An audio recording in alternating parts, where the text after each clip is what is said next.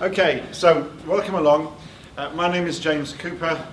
I'm the chair of the Education Committee for IATR. I'd like to introduce you to my colleagues. Standing straight in front of me is Camille Camgo from the City University of New York, Ray Mundy from the University of Missouri at St. Louis, and my boss, John Scott from the DCTC, District of Columbia Taxi Cab Commission.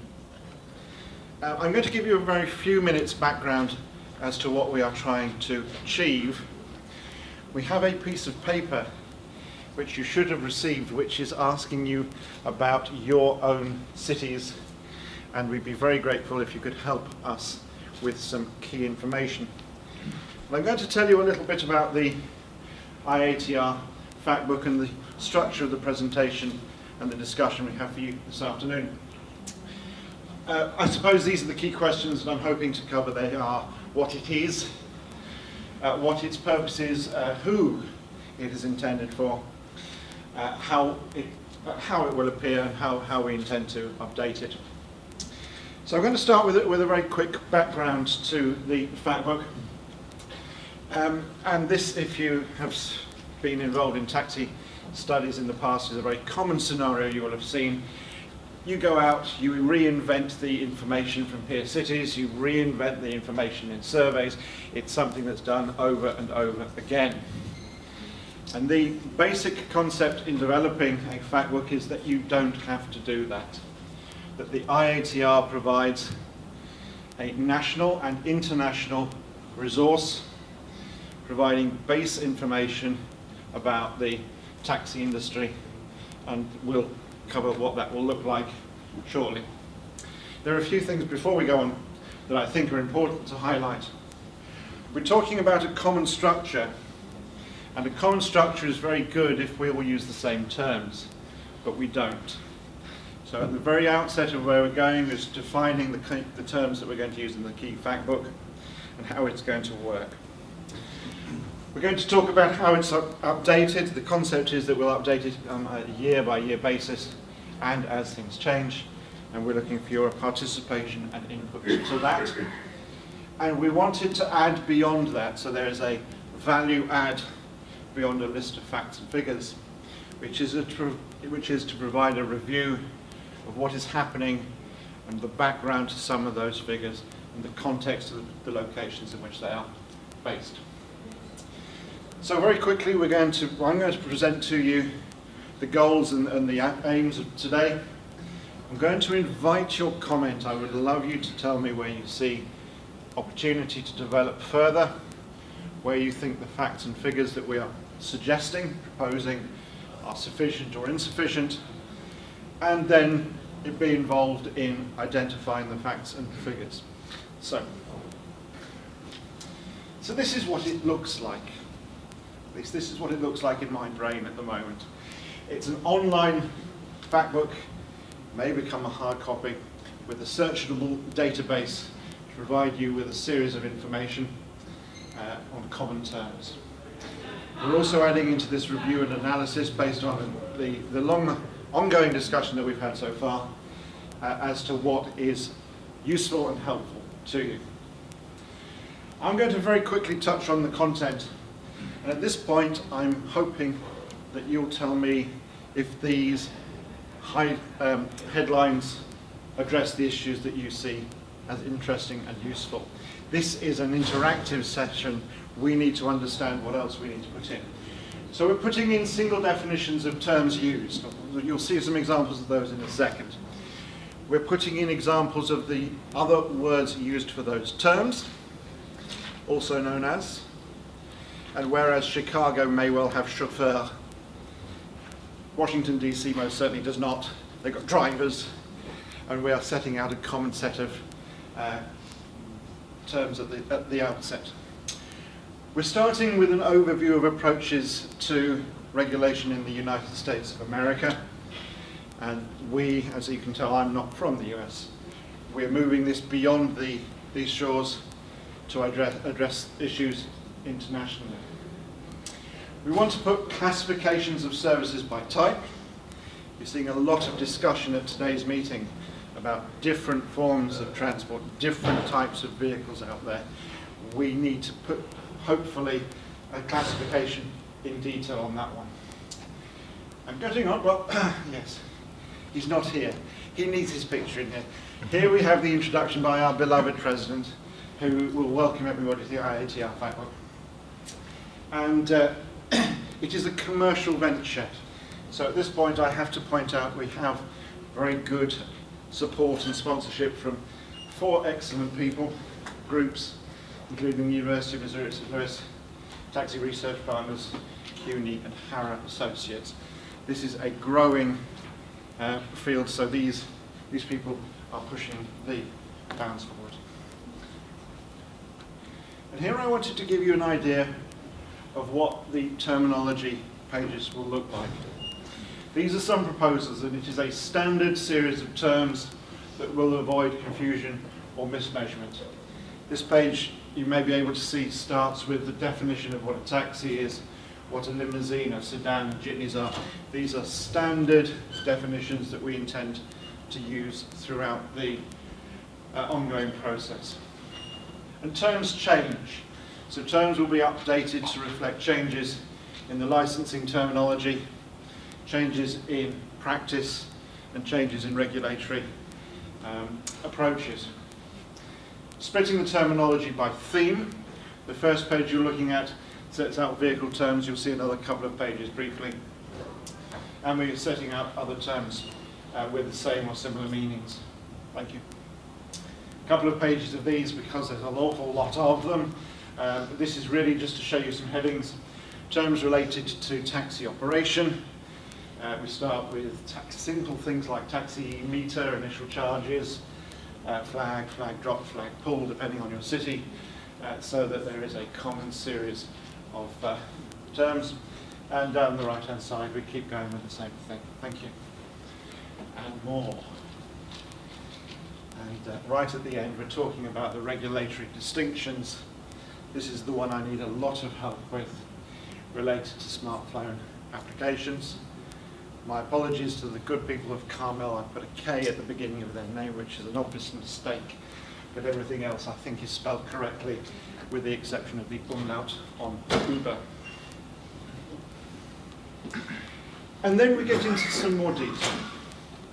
I'm going to ask my colleague Ray Mundy just to tell you very briefly about the starting point, but the idea here is to give a baseline of what the current market looks like. Ray, do you want to just talk for a couple of seconds on that one? A couple seconds? Minutes. James, I must admit, we've been emailing back and forth, and I don't go anywhere without a PowerPoint. I wasn't sure what we were doing or exactly how we were doing it.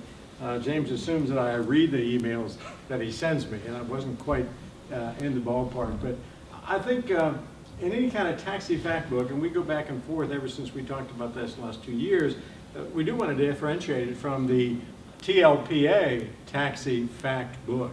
It is literally one with a lot of rates and schedules and a lot of helpful information. I think somehow TLPA should make it available to all the regulators and others, because it literally is something that can provide a lot of information as to how your city or area compares in the way your taxi rates, your waiting rates, and so forth. But one of the things that bothers me about that particular fact book, taxi fact book, is that it provides no background to that. So in this particular approach, I was going to start out by having a section that deals with why we regulate, so that people understand that regulators and basically anyone else interested in this area does it to protect the public. And as we have regulations for protecting the public all the way back since the Roman times, and they were regulating the carts. Every time we go through this process of deregulation, and I do look at the TNCs and that, just as our luncheon speaker did, as a new wave. It literally is deregulation under another form, but we've had it before. Every time we sort of open the doors, we have deregulation. 5 to 10 years later, we re-regulate, if you will, on perhaps another set of rules. But I think we'll start out with a section of why we regulate, and a little bit of history of the regulation, showing that literally people do try to do what's in the public interest. But I wanted to then go into the different types of taxi companies that are there. all too often we assume that a taxi company of one cab or two cabs is the same as somebody with running 15 or 20, or even somebody running several hundred taxi cabs. Today in the marketplace, in a city of any size, even some smaller cities, I'm amazed what places like Regina, Saskatoon, and those can do with very small cab companies, but very, very, I would say, heavily used cab companies. We want to talk about the different kinds of cab companies there are, all the way from a full-service cab company, which you would typically be using in a community to support your accessible taxi cab service. Since the regulators are all meeting next door and so forth, not all of them, I'll tell the story of Joe Moore. I was asking him why he didn't tell the story that the first 60 taxi cabs that they auctioned off for accessible wheelchairs, when we did the study at the airport and checked and see how many trips they were making, we also checked the numbers on those cabs. Almost all of them were not serving the community. They're all sitting in line at the airport. So just because you issue an accessible permit doesn't mean you're going to have people serving really the intent of the accessible cab. So we want to have a dichotomy of everything from a full-service cab company to a cab company which is a dispatch cab company. Some of you have seen this in some of our reports, down through the owner-operator independent cab company, and now a category which would be the apt dispatched type cab company. These are dispatch companies, and we will go through those in a little bit of discussion of the amount of public involvement in each of those different modes. There's a sliding scale from large, fairly well regulated taxi cab companies where you can manage through the taxi cab companies to achieve what you want from the public, all the way down to the independent owner-operator, which is simply a single individual, where the personnel department, I should say that the regulator becomes the personnel department for all those little Indians running around. I fail to see how we're going to have an app that's going to be able to manage things at a local level, but again, I said, we go through deregulation, we see what happens, and then we come back and regulate under perhaps some different sets and rules. But that part of the report will talk about traditional services, traditional models, and traditional methods for regulating them. Thank you very much. And I'm a tradition. Okay. I'm just going to take a few seconds to tell you how we're going to achieve what we're going to do, what we hope to do. Camille is going to talk just very briefly about the role that the City University of New York will play, and it's Camille's researchers who will be participating in a lot of the data collation.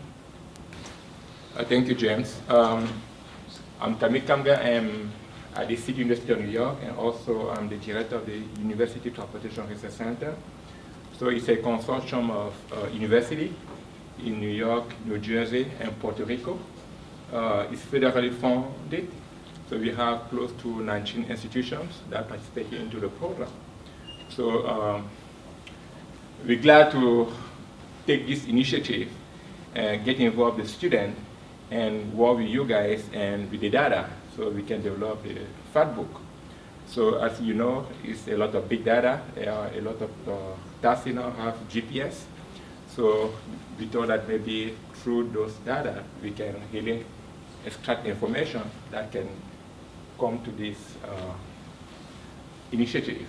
Okay, so we're going to try to work with many cities. We start already with New Orleans, where we collected some data, and we have data also for New York, for San Francisco. So we're going to combine the data and trying to extract the information, analysis on those data, and put that in the fact book. So I'm sure in a few weeks, months, we're going to be in contact with you guys and try to see how maybe working with your technologies, or whatever technology you use for your car, how we can access that and maybe analyze those data and to incorporate in the fact book. So. Completed form that if we move forward to, you'll see the city by city. This is the great city of Washington, D.C., just in case we need the backdrop. So I'll introduce John Scott just to give a brief overview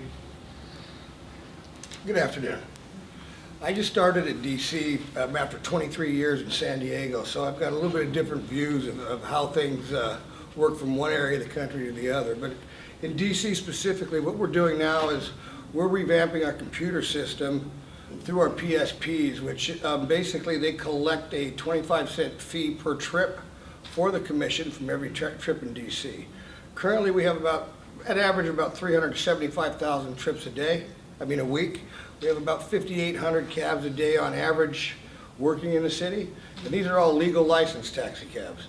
So what we're doing is we're having our computer system revamped to where we will be able to extract information in a way that allows us to better benefit not only the operators, the owners, but the passengers as well. We're going to be able to have active GPS. We're going to be able to tell start point, finish points of trips, routes that they've taken, how many people, the average person in a trip, the average time of a trip, where trips are caught, where they start, the most highly used areas in the cities and the least used areas in the city. So we're going to be able to, for instance, I think for the first time, really be able to look at what components should be used in our city to be able to calculate rates of fare, let's say. In a lot of cities, when rates of fare are calculated, they use the parameters that are best for that city. So this case, I think it'll be more of a universal type of way of calculating. It'll be an actual way that is used by those that are using the system. It's also our computer system is going to tie into a driver safety system. It's also there's going to be a passenger awareness component as well. So the entire idea of being able to get all of this information consistently and renewed annually or monthly or weekly is going to help us be able to incorporate all of the aspects of a trip on an as-needed basis. I will be able to run reports to say how many trips were ran today, what taxi cabs were in what area, what driver was in what vehicle, when did they sign in, when did they sign out, how many trips did they get that day, how many trips did they do that week, what area were they in for part of the day.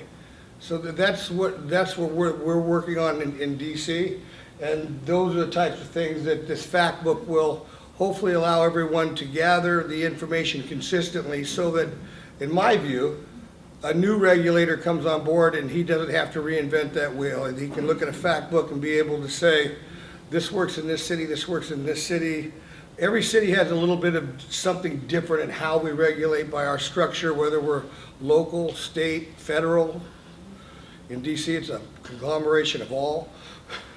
So it'll give individual cities and regulatory bodies an opportunity to not reinvent the wheel continually and have base information from solid cities from everywhere.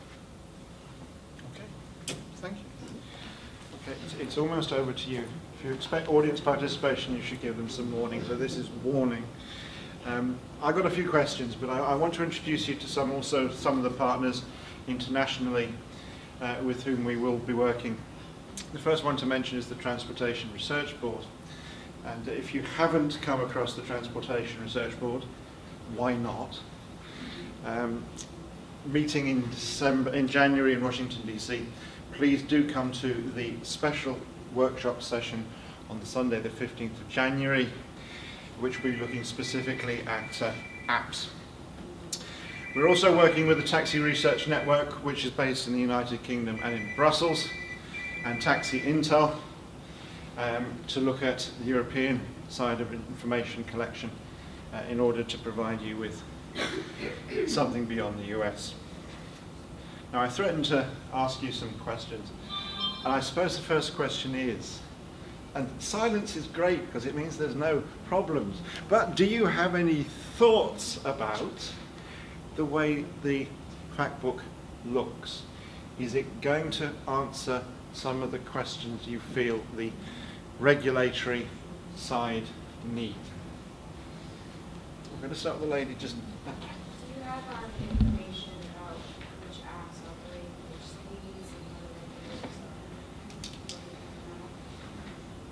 and We what will have. That is going to change, I imagine, over time. So we do need to push on the renewal of information. You, The gentleman who was talking about all of the data, the commuter on, commuter off, all of that stuff, how could you use that? And the reason why I ask is because right now in the city of Calgary, we're receiving 800,000 lines of raw data every day. yes. And you're putting it into a SAP Business Objects We- program, and we're able to run ad hoc reports that give that sort of information. And what could you use from us? It's a brilliant. I mean, let's start with the problem. You end up with millions and millions of data lines, which, you know, they're terrible. But within them, there is a huge amount of information, which I don't think we have even contemplated what you can do with it sufficiently. And you're sort of figuring out as we go Yes. along.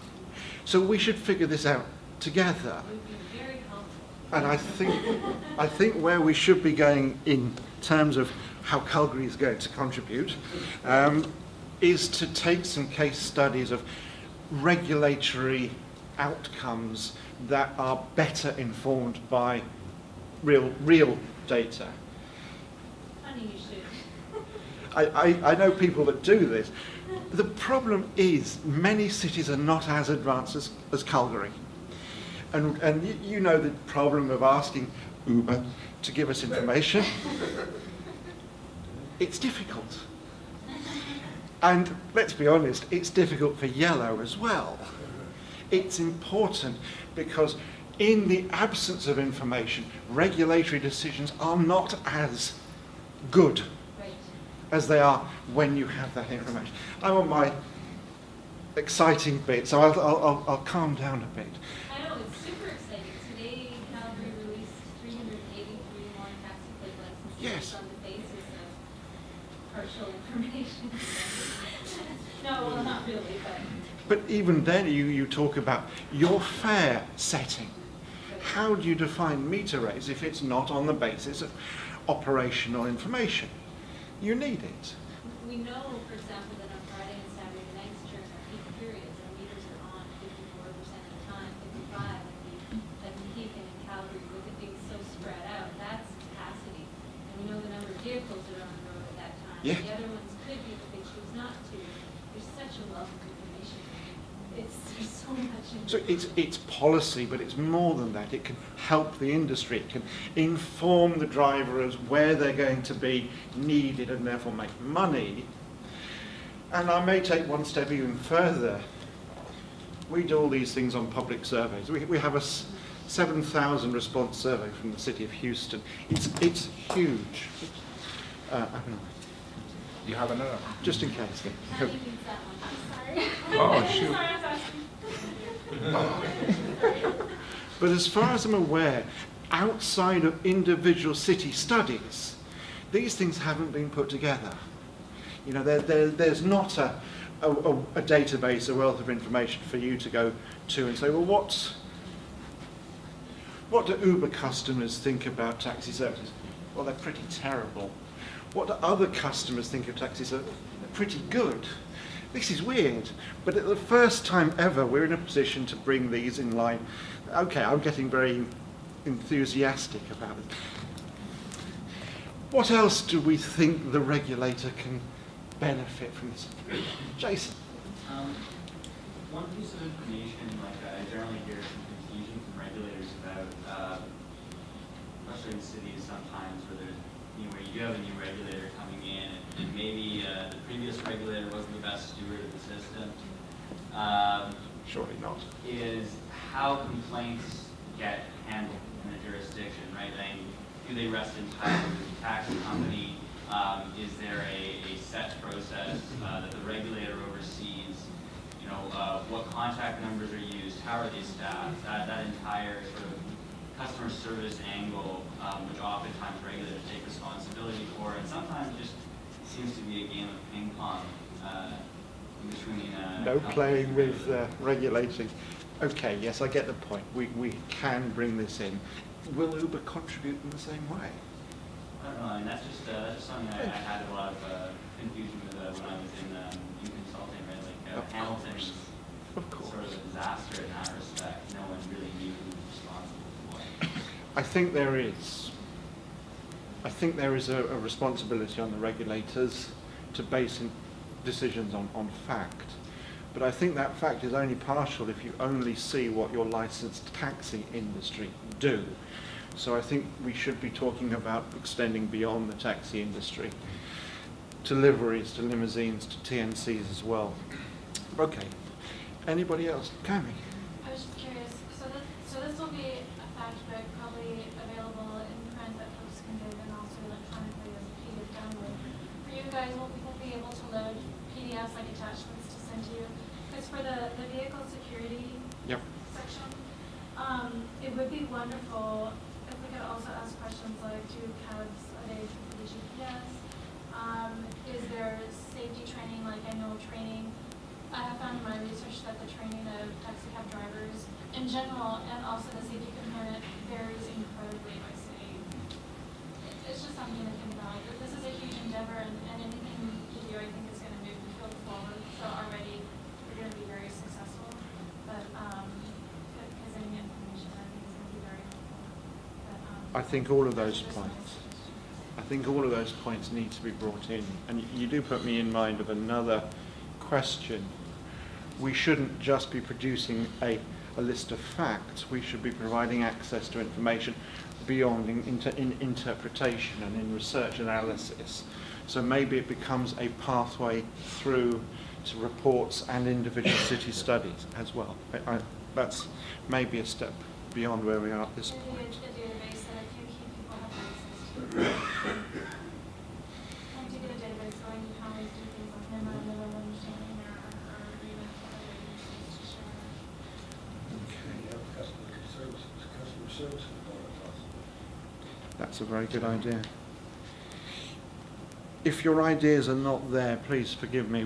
This is the purpose of today, is to find out where we've missed. And I think these are all brilliant starting points. I'm going to ask you to have a look at the form you received, because shortly after this, that's going out to everybody.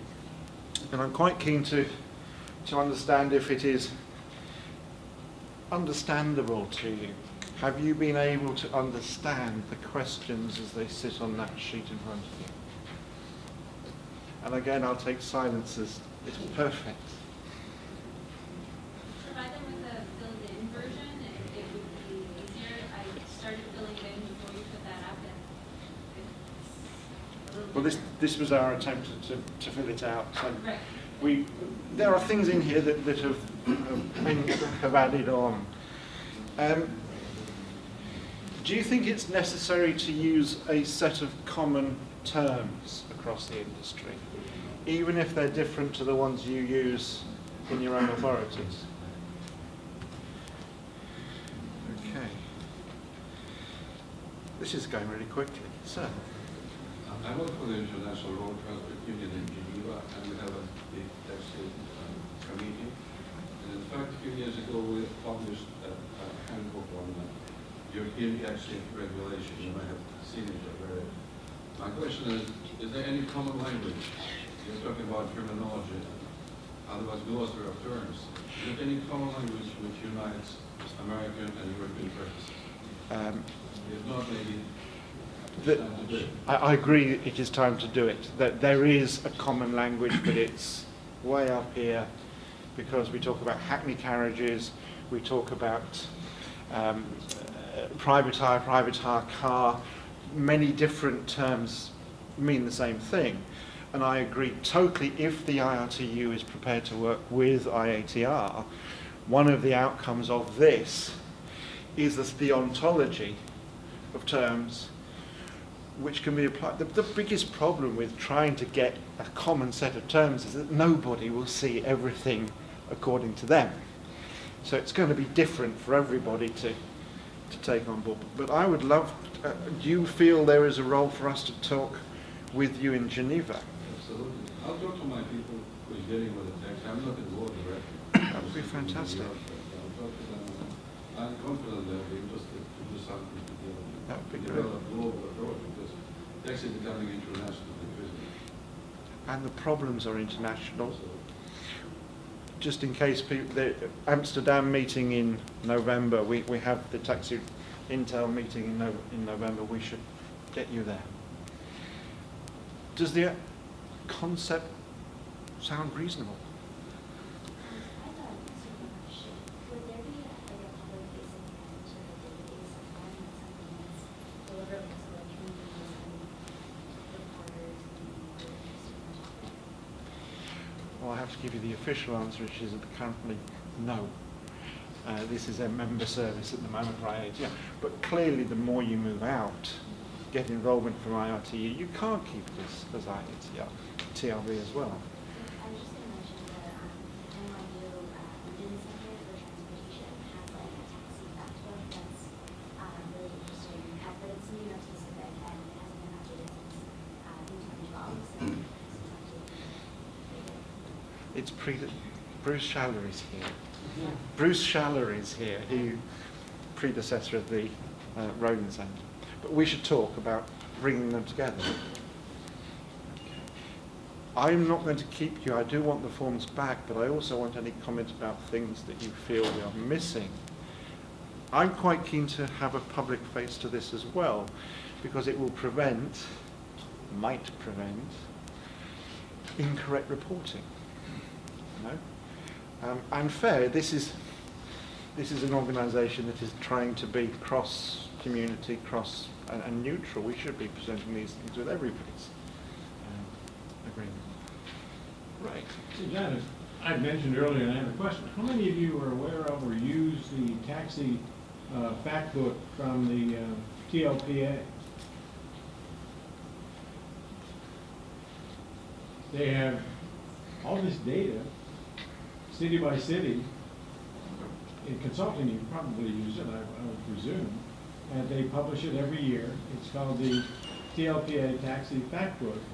And, you know, we probably don't want to reinvent the wheel and try to produce and copy the same thing. You know, Matt could maybe work out some sort of deal to at least share that data so that we'd be working from the same database, rates and fares. But in the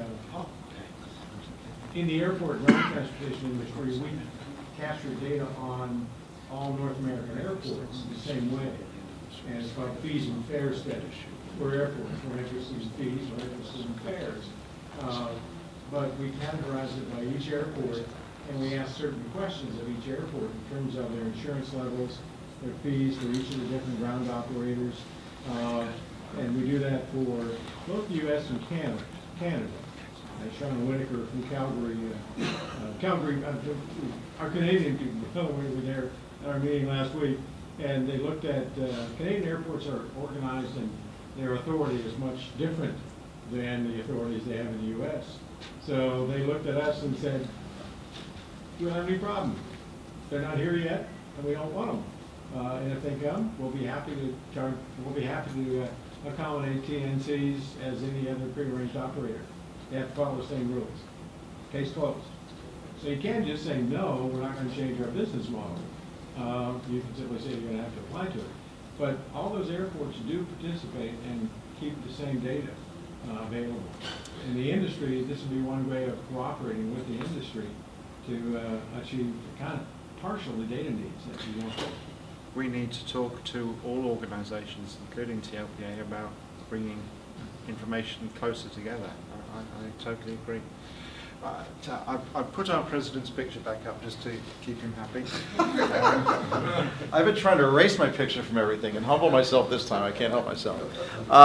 So I just want to say, first of all, I want to thank James and Camille and John and Ray and everybody who is on the committee for getting together to work on this important project. This was not an easy task. You know, we're basically getting people who are academics and consultants all in one room, some in competition with each other, but everybody realizes that it's for the greater good that we do this. We've been talking about it for a long time. This year we made some progress. Before next conference, I promise you this is going to be finished. Thanks to Camille and the UTRC, we're going to be devoting some funding and some resources to finish this through the UTRC City College CUNY program. I think this obviously will benefit a lot of people, including, you know, the friends at the TRB, you know, whatever studies you want to do, you know, the one you're involved with, the TNCs and beyond that. I think that there's a tremendous benefit, and, you know, and John can back me up here. We had a very intense, long board meeting about this issue, and the board, every single member is 1,000% behind this. And when we tried to do this in New Orleans, where we actually, the University, the City of New York, offered to do it for free, and the regulator, Malachi, wanted to do it, we got a tremendous amount of resistance from the TPEP providers, who shall remain nameless. There is a way to do it to protect, quote unquote, what people like to throw out as proprietary information. There is an NDA that we've developed with counsel at the university, so everybody can be protected. The board is going to be requesting a meeting, not with every app company just yet. So, I mean, if Lyft and Uber want to come, you're welcome to come. But, you know, with the primary people we're just looking for pickup information, drop-off information, aggregated data, so that when we do a fare increase or something like that, they could look at the book and get the information. It's in everybody's best interest. We can't even, there's no true vital resource that could actually tell you, well, how many cab drivers are there in the U.S.? And you look at the Bureau, you know, the Bureau of Labor Statistics, and I don't know, they include unlicensed drivers in there. I don't know where they're getting their numbers from. Yes? They only include full-time employees employees from my understanding, use all independent contractor drivers. So that's pretty much all the Vegas cab drivers and some limo drivers, pretty much. So, I mean, you see the need for this. This is something which I'm tremendously, and we are all tremendously grateful to James and the entire committee and Camille for pulling this together. We are going to do it. We're going to be calling the vendors into the room. We're going to be asking for their cooperation, all of them. CMT, Verifone, Taxi Magic, now it's Curb, and whoever else is new on the scene, Ride Scout, whoever's got data, we want to hear from them. And we will protect you, we'll protect your proprietary information. In fact, we will do it through the university, in case you have concerns about it going to private individuals. It is all going to be funneled in a lockbox of data in a supercomputer at the university with an NDA that will be signed so that you can have absolute assurance. And we'd appreciate your cooperation. We understand if you can't, we're going to go to the regulators first. The regulators, if they have your data, they're going to be asked to turn it over to us, and I know that they will. But again, when I say us, it's really the university. And I think that's the critical thing, that we're going to do it through an objective process, and no one's going to be hurt. It's all going to benefit all of us. We all want to go before legislative committees. We all want to write reports. We all want to do research citing a resource that everybody can rely on. Despite their best efforts, the TLPA and the National Limousine Association, all these different entities, they don't have the ability to get that data. In fact, there's more of a political issue for them to be asking their members for data when the taxi industry have this history of not turning over data. In fact, the whole issue in San Francisco with their ETA project led to a whole brouhaha. But I think if we take an approach that this is how it's going to be laid out, everybody's protected, no one's looking to hurt anybody, I think we can really get this done. But regulators, a lot of them already have the data, and they'll turn it over, and at least we'll have a partial picture. We start small, we'll perfect the fact book every year, it'll get better, and it should be really, quite frankly, the one resource that we cite in TRB reports, in scholarly publications. I mean, really, the only thing that we're quoting now is, thankfully Bruce is back, but Bruce wrote his fact book for New York City only in like 2004 or something like that. I mean, it's just horrendous that an industry is, with all the stuff going on, and with all the movement what James and Ray have been able to do to get the TRB to recognize the taxi studies as part of a committee, we need to get this done. So it's serious. People are going to be called in. They're going to be asked to do it. They're going to be asked to sign agreements. And look, if anybody's going to be put through any costs, we'll try to minimize costs through what we do. And I don't know if you want to add anything to that, John, because you were there, and you were an advocate for getting this done. No, just what we discussed. This is an opportunity for everybody to be on the same page every day, is the way I look at it. You mentioned 80,000 bits of data a minute or whatever. We're through the help of James and others and this group, we're designing our fields and our computer system to sort that data so it makes sense. so that we can give the information to this group, so that we're all on the same page. And it's, I mean, we may be teaming up with some other groups as well. I mean, to me, the only bad information is information we don't release. Let's, you know, every one of us has a lot in common in what we do every day, and every one of us has a little bit of something different that we do every day. So the commonalities and the differences are equally important.